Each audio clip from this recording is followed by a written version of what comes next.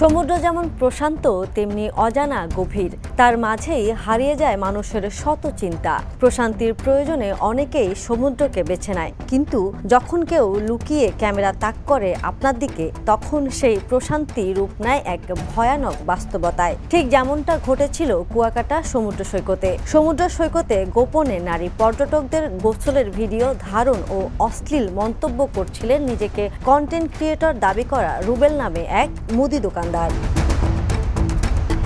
বুধবার দুপুরে সৈকতের 0 পয়েন্ট এলাকায় ঘটে যায় এ ঘটনা। জানা যায় রুবেল বরগুনা সদর উপজেলার বাসিন্দা। পেশায় তিনি মুদি দোকানদার হলেও বিভিন্ন সময় সৈকতে ঘুরে কন্টেন্ট তৈরি করতেন।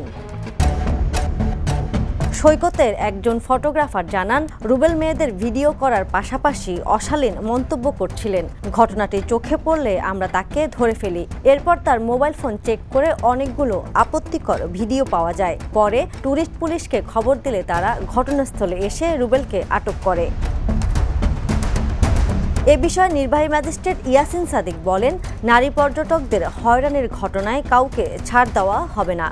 এজন্য রুবেলকে 1 মাসের কারাদণ্ড দেওয়া হয়েছে। Desk report, the news. দেশে দেশে সবার সাথে, দ্য নিউজ।